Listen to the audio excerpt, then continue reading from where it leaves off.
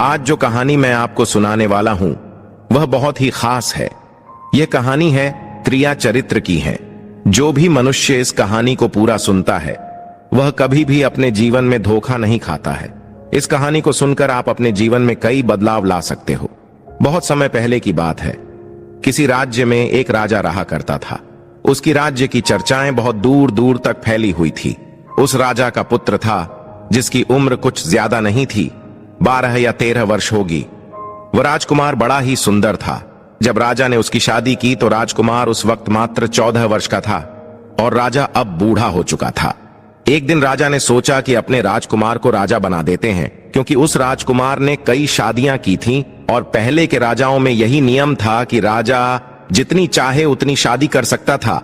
वह राजा अपने पुत्र राजकुमार को राजा बना देता है। राजकुमार की 7 शादी हो चुकी थी। वह राजकुमार जो कि राजा बना था अपनी पढ़ाई लिखाई फिर भी कर रहा था। वह रोज गुरुकुल में पढ़ने के लिए जाया करता था। और एक दिन की बात है, जब वह राजकुमार पढ़ने के लिए विद्यालय जा रहा था तो रास्ते में उसे पनिहारी मिली। वह पनिहारिन भी बहुत सुंदर थी। उस पनिहारिन ने राजकुमार से पूछा था कि हे राजा, आप रोज कहां जाते हैं? राजकुमार कहता है कि मैं रोज विद्या ग्रहण करने के लिए अपने गुरु के पास जाता हूं। तो वह कहती है, यह तो अच्छी बात है, लेकिन यह बताइए आपने त्रिया चरित्र पढ़ा है? राजकुमार कहता है कि नहीं, मैंने ये कभी नहीं पढ़ा है। फिर पनिहारिन कहती है कि आप त्रिया चरित्र अवश्य पढ़ना। मित्रों, राजकुमार कहता है कि यह त्रिया चरित्र क्या होता है?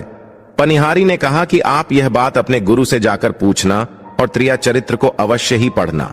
राजकुमार कहता है कि मैं आज ही जाऊंगा और अपने गुरु से जाकर पूछ लूंगा कि आपने मुझे त्रिया चरित्र क्यों नहीं पढ़ाया।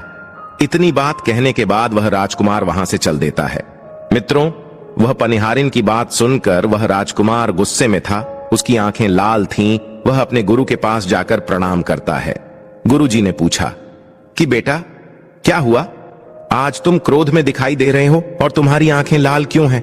क्या बात है, मुझे बताओ। राजकुमार ने क्रोध में जवाब दिया कि गुरुदेव, आपने मुझे त्रिया चरित्र क्यों नहीं पढ़ाया? यह बात आपने क्यों छुपाया? त्रिया चरित्र के बारे में मुझे क्यों नहीं बताया? मित्रों, गुरु कहते हैं, बेटा, तुम त्रिया चरित्र नहीं पढ़ पाओगे क्योंकि त्रिया चरित्र पढ़ना खतरे से खाली नहीं होता है। और जब तुम त्रिया चरित्र पढ़ोगे तो उसमें तुम्हारी जान भी जा सकती है। मित्रों, राजकुमार कहता है कि गुरुदेव, आप इसकी चिंता ना करें तो अच्छा है, मैं खुद इस राज्य का राजा हूं। तब अपने शिष्य की ऐसी बात सुनकर गुरु कहते हैं कि ठीक है, अब तुमने हटकर ही ली, तो अब हम तुम्हें त्रिया चरित्र पर आते हैं। त्रिया चरित्र पढ़ते पढ़ते राजकुमार को 1 साल हो गए और जब 1 वर्ष हो गया तो गुरु ने कहा कि बेटा, अब तुम्हारी पढ़ाई पूरी हो चुकी है। अब तुम घर जा सकते हो और आज से अपने राज्य को चला सकते हो। अब तुम्हें यहां आने की कोई आवश्यकता नहीं है। मित्रों, राजकुमार कहता है, ठीक है गुरुदेव। राजकुमार जैसे ही जाने को होता है, गुरुदेव उसे रोक लेते हैं और कहते हैं, बेटा, मैं तुम्हें एक ऐसा यंत्र देता हूं, या जब तुम इसे अपने कानों में लगाओगे तो कोई भी तुम्हें पहचान नहीं पाएगा और तुम उसे पहचान लोगे। राजकुमार वह यंत्र अपने हाथों में ले लेता है। मित्रों, गुरु कहते हैं, तुम इस यंत्र को ले जाओ और रात के 12 बजे आज ही के रात में अपने महल से निकलकर के जंगल की तरफ जाना और पूर्व दिशा की ओर जाना। और जब तुम पूर्व दिशा की ओर जाओ तो यह यंत्र अपने कानों में लगा लेना और वहीं पर खड़ा हो जाना। वो राजकुमार कहता है कि ठीक है, ऐसा ही करेंगे। फिर राजकुमार गुरुकुल से महल की ओर चल देता है और जब रात के 12 बज जाते हैं और उस राजकुमार की 7 पत्नियां सो जाती हैं, तब आधी रात के समय वह राजकुमार अपने हाथों में यंत्र लेकर महल से जंगल की तरफ चल देता है। राजा जंगल में पूर्व दिशा की ओर जाता है और वहां जाकर अपने कानों में यंत्र लगा लेता है और वहीं पर खड़ा हो जाता है। तो उसने क्या देखा कि वहीं पनिहारिन जो मुझे रास्ते में मिली थी, वहीं पनिहारिन एक थाली में खाना लेकर जंगल को जा रही है। वहां थोड़ी ही दूरी पर एक संत अपनी कुटिया में रहते थे। वह पनिहारिन संत के पास खाना लेकर जा रही थी। राजा ने देखा कि यह तो वही पनिहारिन है जिसने मुझसे कहा था कि त्रिया चरित्र की पढ़ाई करो। लेकिन पनिहारिन उस राजा को नहीं पहचान पाई, क्योंकि राजा के कानों में यंत्र लगा हुआ था। यंत्र लगने की वजह से राजा किसी को भी पहचान सकता था। राजा ने अपने मन में सोचा कि चलो उसके पीछे चलते हैं कि यह आधी रात को भोजन लेकर संत कुतिया की तरफ क्यों जा रही है, इसका क्या कारण है। मित्रों, वह राजा भी उसके पीछे पीछे छुपता हुआ चल दिया। अब वह पनिहारिन उस कुटिया में उस बाबा के वहां पहुंचती है। उस बाबा के पास जादू की पोटली थी और वह बाबा जादूगर था। राजा पीछे पीछे गया और वह छुप करके देख रहा था कि वह पनिहारिन औरत को बाबा क्या करेंगे। बाबा ने पनिहारिन से कहा, अरे पनिहारिन, पहले तो मुझे यह बता कि आज आने में इतनी देर कैसे लग गई। हाथ जोड़कर पनिहारिन कहने लगी कि महात्मा जी, मेरा विवाह हो चुका है और मेरे पति मुझे ले जाने के लिए आए हैं। हमें लेकर कल चले जाएंगे, इसीलिए हमें उन्हें सुलझाने में थोड़ी देर लग गई और यहां आने में भी देर हो गई। मित्रों, जब यह बात साधु ने सुनी कि पनिहारी का विवाह हो चुका है और इसका पति इसे लेने आया है, तो साधु कहता है कि पनिहारिन, इसका मतलब है कि तुम अपने पति के साथ जाना चाहती हो, तो हमारे पास क्यों आई हो। पनिहारिन कहती है कि मैं आपके बिना नहीं रह सकती हूं, मैं आपके बिना नहीं जी सकती हूं। तो साधु कहता है कि पनिहारिन, इसके लिए तुम्हें काम करना होगा। साधु एक बड़ा सा चाकू निकलता है और पनिहारिन से कहता है कि पनिहारिन, जाओ अपने पति के गर्दन काटकर यहां लेकर आ जाओ। अपने उस पति को मार दो जो हमारे और तुम्हारे बीच में दरार बन रहा है, तब मैं तुम्हें रख लूंगा, तुमसे विवाह करूंगा, तुम्हें अपनी पत्नी बनाऊंगा। मित्रों, बिना कुछ सोचे समझे वह चाकू को ले लेती है और दौड़ते हुए अपने घर जा आती है और उसका पति सो रहा था। वहां जाकर अपने पति की गर्दन काट देती है और उसकी गर्दन को लेकर साधु के पास आती है। और जो राजकुमार थे उसके पीछे पीछे उसका सारा कारनामा देख रहे थे। जब साधु ने देखा कि अपने पति को मार करके उसकी गर्दन यहां लेकर आई है, साधु को बहुत गुस्सा आया और उसने उसे लात मारी और कहा, भाग जाओ यहां से। जब तू अपने पति की नहीं हो सकी, जिसके साथ तूने 7 फेरे लिए, तो तू मेरी क्या होगी। जल्दी भाग जाओ यहां से। अगर तुम मेरे पास दोबारा आई तो मैं तुझे जीवित नहीं छोड़ूंगा। मित्रों, साधु की यह बात सुनकर उस पनिहारिन को ऐसा लगा जैसे उसके पैरों तले जमीन खिसक गई हो। फिर भी अपने पति की कटी हुई गर्दन घर लेकर के आई और उसकी गर्दन जोर देती है और वहीं बैठ जाती है। और इधर जैसे ही सवेरा हुआ, अपने पति के पास बैठकर रोने लगती है और चिल्लाने लगती है। कहती है, देखो देखो, किसी ने मेरे पति की हत्या कर दी। लेकिन रात में उस पनिहारिन का सारा कारनामा राजकुमार देख चुका था। इधर सारे गांव वाले पनिहारिन के घर चले जाते हैं और उसके पति की लाश को लेकर गांव के बाहर जाते हैं उसका दाह संस्कार करने के लिए। और वह पनिहारिन भी पीछे से भागती हुई रोती हुई चली जा रही थी। और उधर राजकुमार भी जा रहे थे जो कि अपने राज्य के राजा बन चुके थे। पनिहारिन भागती हुई चिल्लाती हुई पहुंची और कहने लगी, मैं सती बनूंगी, क्योंकि अगर जब मेरे पति ही नहीं रहे तो ऐसे जीवन का क्या फायदा। मैं इन्हीं के साथ सती हो जाऊंगी। राजा को उसकी बातें सुनकर हंसी आ जाती है और राजा कहता है, त्रिया चरित्र, जाने ना कोई और खसम मेरी के हुए सतीराज। मित्रों, राजकुमार की यह बात और कोई तो नहीं समझ पाया, लेकिन वह पनिहारिन समझ जाती है। कहती है कि राजा साहब, आप हमारे ऊपर यह बात कह रहे हैं, लेकिन चलिए कोई बात नहीं, मैं सती हो जाऊंगी। लेकिन पनिहारिन जाते जाते कहती हैं, मैं तुम्हें एक बात बताती हूं। राजकुमार कहता है, क्या बताओ। पनिहारिन कहती है कि राजा साहब, आप जब चटाई पर बैठे तो चटाई को झाड़ कर बैठना। राजा कहता है कि यह पनिहारिन क्या कह रही है, मैं तो राजा हूं, मुझे चटाई पर बैठने की क्या आवश्यकता है। पनिहारिन कहती हैं कि नहीं, जब भी तुम्हें कोई नौबत आए चटाई पर बैठने की तो तुम चटाई को झाड़ कर बैठना। राजकुमार कहता है कि चलो ठीक है, अगर तुम कह रही हो तो मैं ऐसा ही करूंगा। और कहने के बाद वह अपने पति के साथ सती हो जाती है और राजकुमार उनका अंतिम संस्कार करवाकर अपने घर को आ जाते हैं। मित्रों, इसी तरीके से पूरा दिन व्यतीत हुआ और उधर जब दूसरी रात आई, अपने गुरु के कहने के अनुसार वही यंत्र कान में लगाया और पूर्व दिशा की ओर उसी स्थान पर जाकर खड़ा हो गया जहां पर पिछली रात खड़ा हुआ था। दूसरी रात को राजकुमार ने क्या देखा, अपनी 7 पत्नियों को भोजन की थाली अपने अपने हाथों में लेकर उसी साधु की कुटिया की तरफ जा रही है। जैसे ही राजा ने अपनी 7 पत्नियों को उस साधु की कुटिया की तरफ जाते हुए देखा, राजकुमार के पैरों तले जमीन खिसक गई। वह अपने मन में सोचने लगा कि ये क्या चक्कर है। तभी उनमें से एक रानी राजकुमार को देख लेती है लेकिन रानियों ने अपने पति राजकुमार को नहीं पहचान पाई, क्योंकि राजकुमार अपने कानों में यंत्र लगाए हुए थे। वह यंत्र लगाने की वजह से राजा को कोई पहचान नहीं पाता था। उनमें से एक रानी कहती है कि ये लड़का इतनी रात को यहाँ क्यों खड़ा है। तब रानियों ने उसके लड़के को अपनी तरह बुलाया और कहा, कृपया आप हमारी सहायता करें, इस सामान को उस कुटिया तक ले चलो। मित्रों, बिना कुछ सोचे समझे राजकुमार ने वह थाली अपने हाथों में ले ली और अपनी रानियों के साथ कुटिया तक जाने लगा।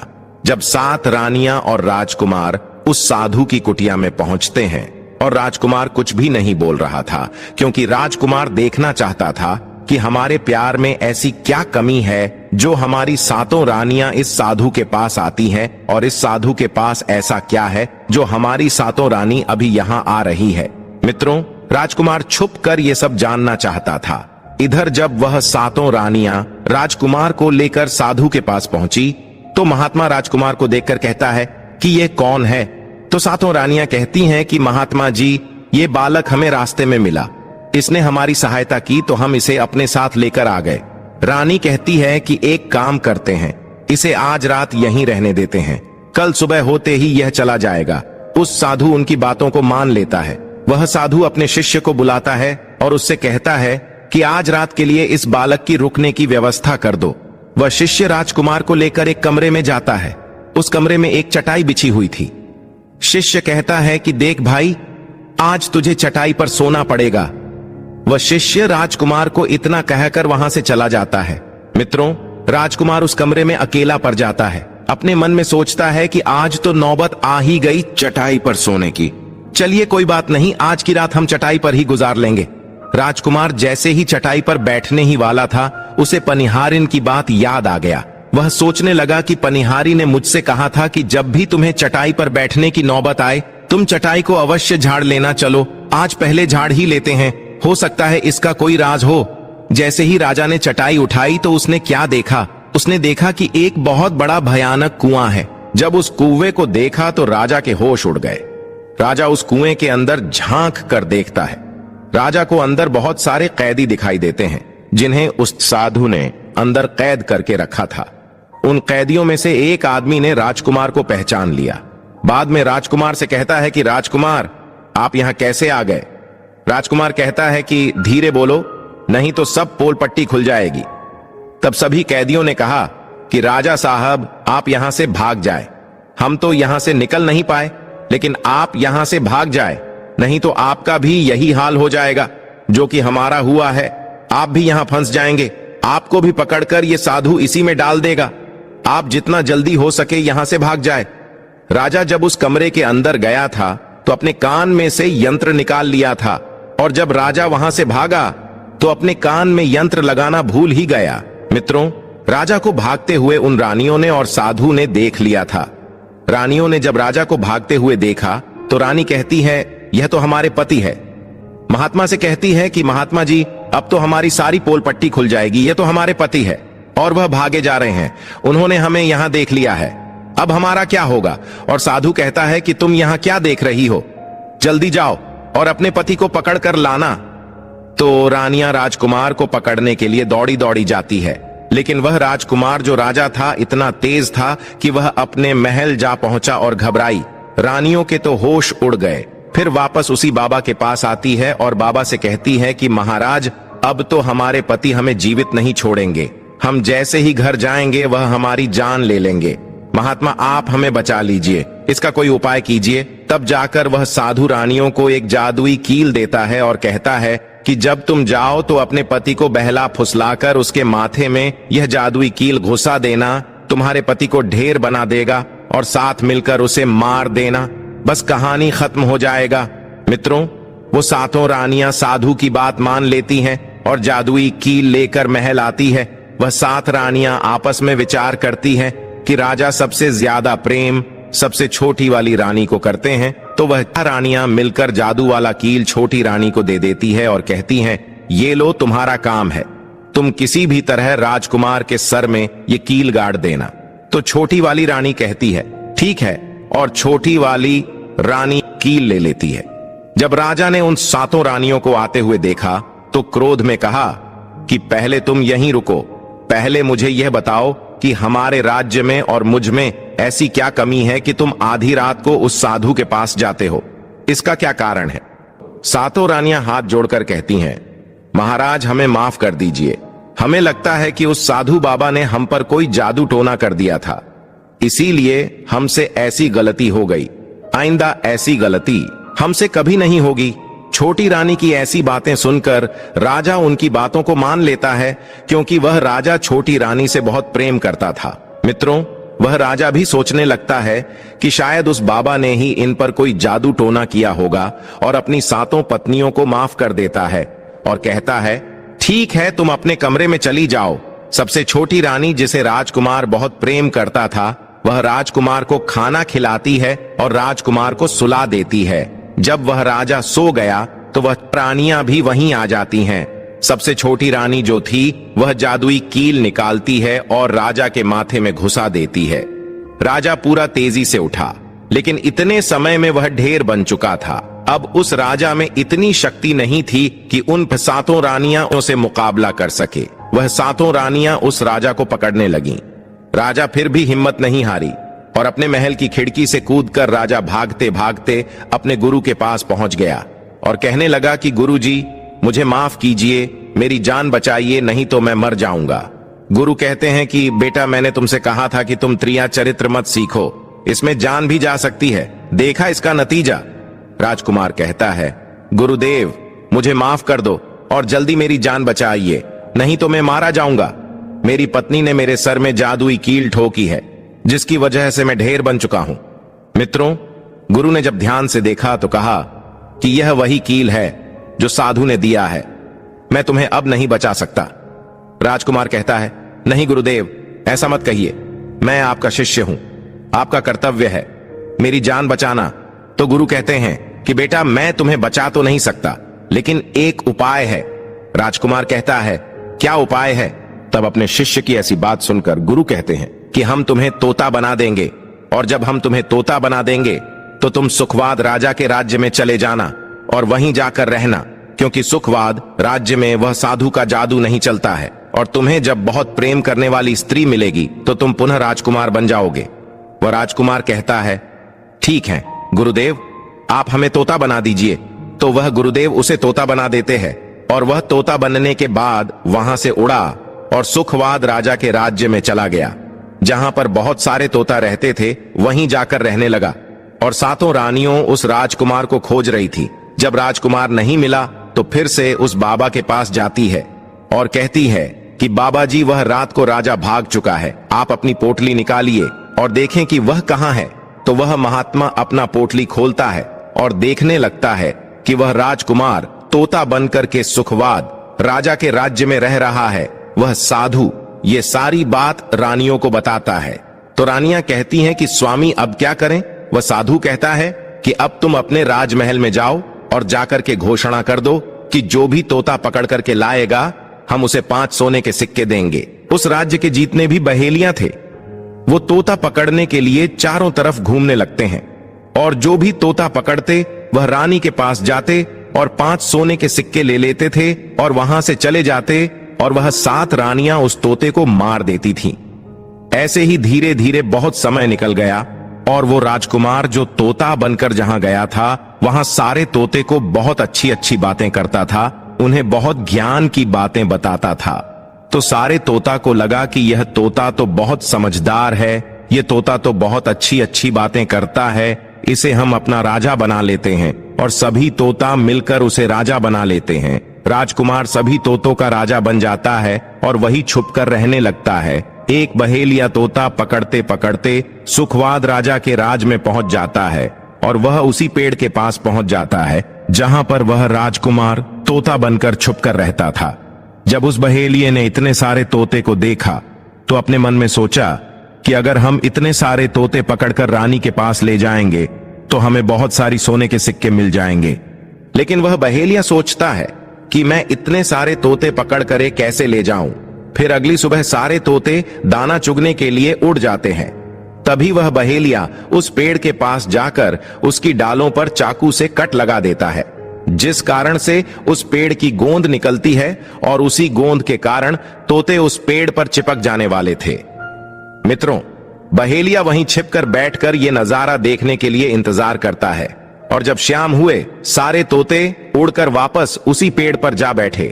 तभी उन सारों के पंख और पैर उस गोंद में फंस गया और वे सभी पेड़ की शाखाओं पर चिपक गए, क्योंकि पेड़ पर हर जगह गोंद ही गोंद थी। अब सारे तोते उस गोंद में पूरी तरह से चिपक गए थे। उनके साथ साजकुमार तोता भी शामिल था। तभी वे सारे अपने गुरु राजकुमार तोते से अपनी अपनी जान बचाने के लिए सलाह मांगने लगे। और एक तोता कहता है, हे राजन, आप कुछ भी करो लेकिन हमें आजाद करो, नहीं तो सुबह बहेलिया आएगा और हमें पकड़कर ले जाएगा तथा मार डालेगा। मित्रों, तभी राजकुमार उन सभी को शांत करके कहता है, मेरी बात को ध्यान से सुनो।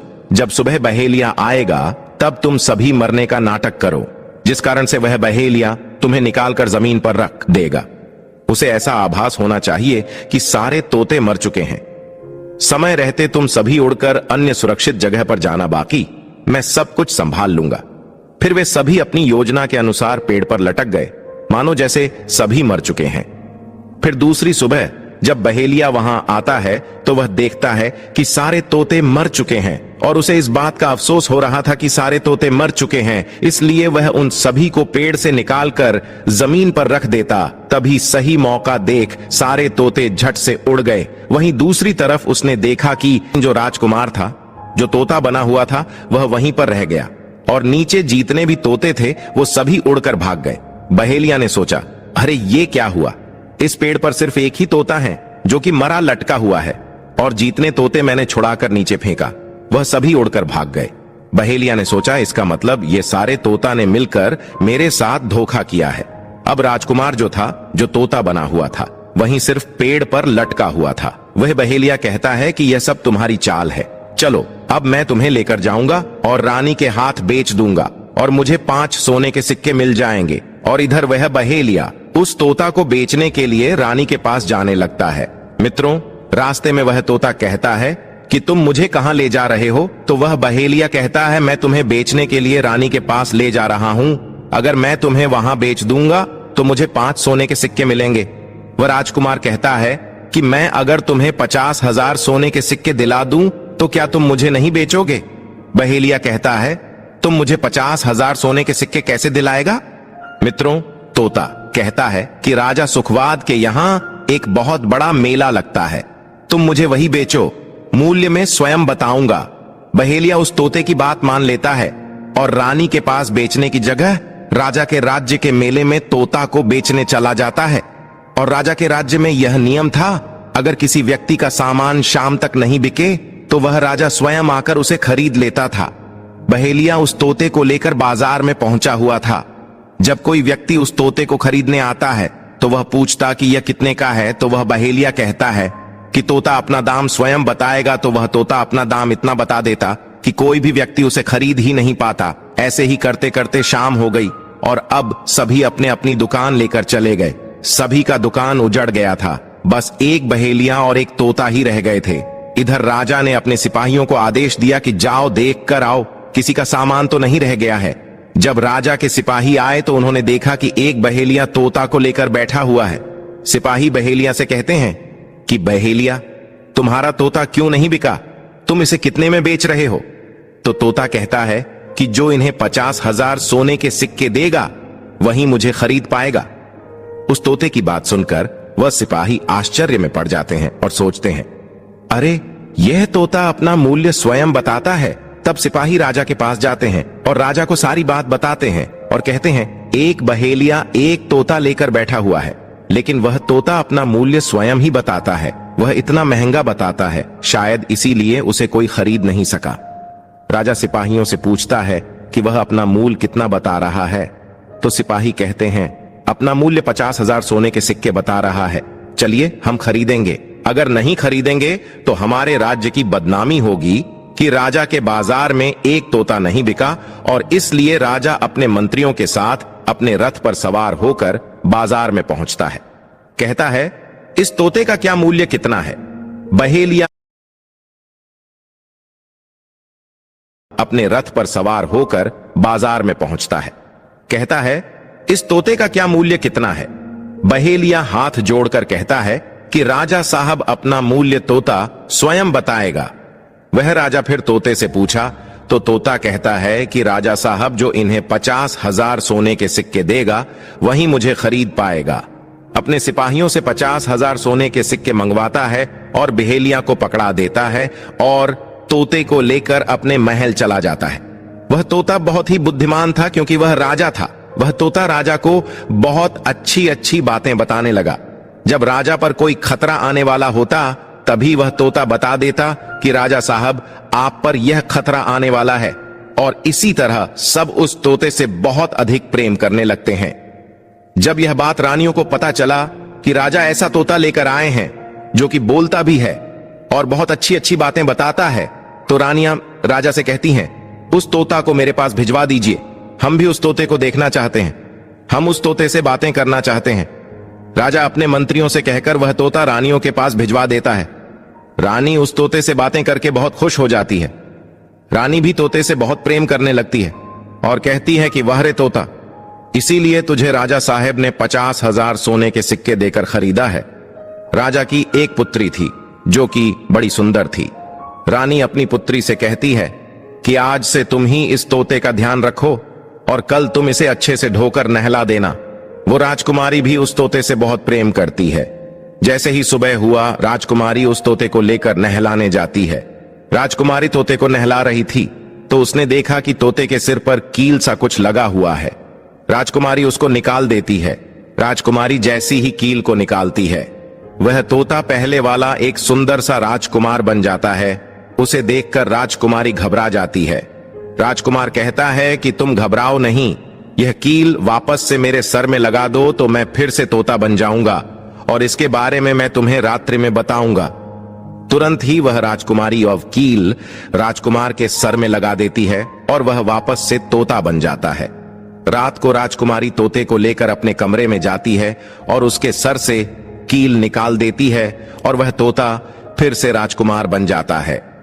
राजकुमार अपनी सारी दास्तान उस राजकुमारी को बताता है और कहता है, माफ करना या दास्तान तुम किसी को नहीं बताना, नहीं तो मेरी जान चली जाएगी। राजकुमारी इसके बारे में अपनी माता और पिता को भी नहीं बताती है। दिन भर वह तोता रहता है और रात को राजकुमारी उस तोते को अपने कमरे में ले जाती और उसके माथे से कील निकाल देती और वह राजकुमार बन जाता है और रात में वह दोनों साथ में ही रहते हैं। और ऐसे ही धीरे धीरे समय निकलता गया। राजकुमारी को राजकुमार से प्रेम हो जाता है।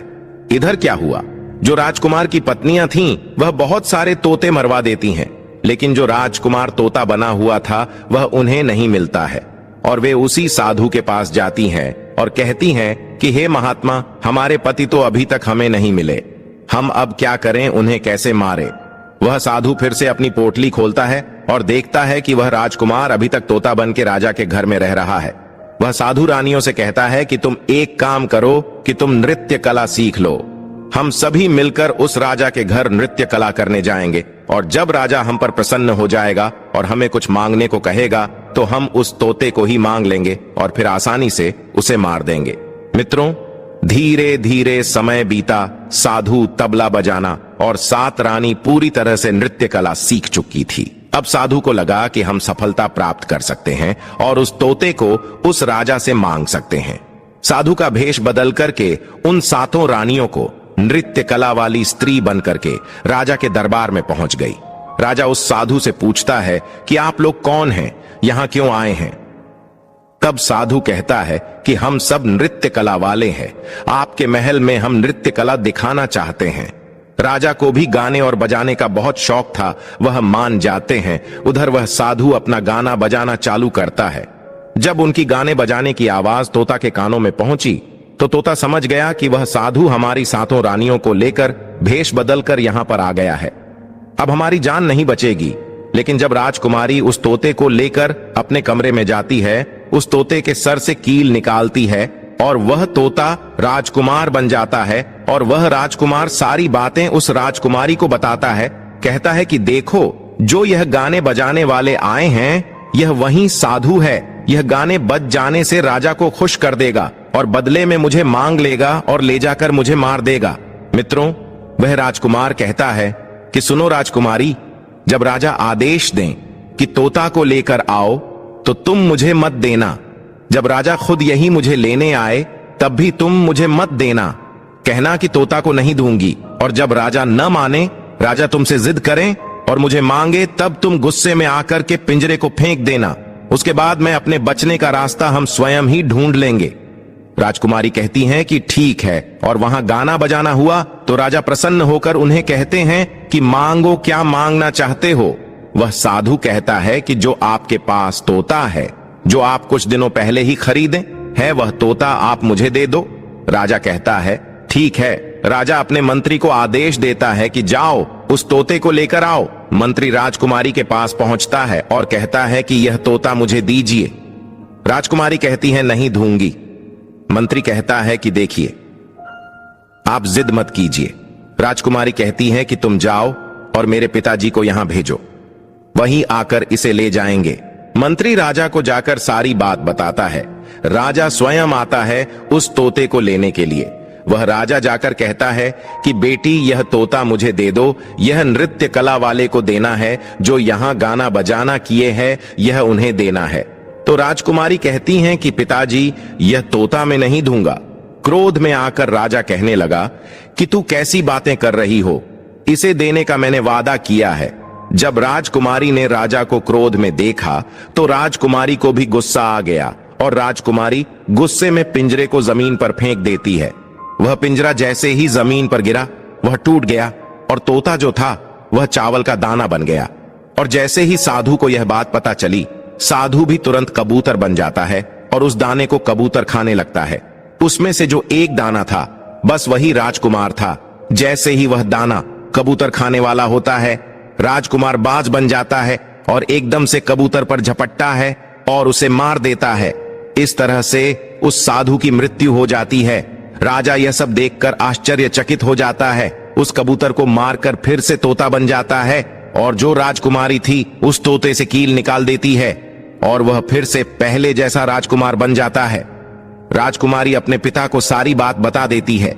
राजकुमार कहता है कि देखिए राजा साहब, मैं भी एक राजा हूं, और मैं आपकी बेटी से प्रेम करता हूं, और मैं उनसे शादी करना चाहता हूं। वह राजा अपनी पुत्री से पूछता है कि बेटी, क्या तुम इससे शादी करना चाहती हो? तो राजकुमारी कहती हैं कि पिताजी, मैं से प्रेम करती हूं।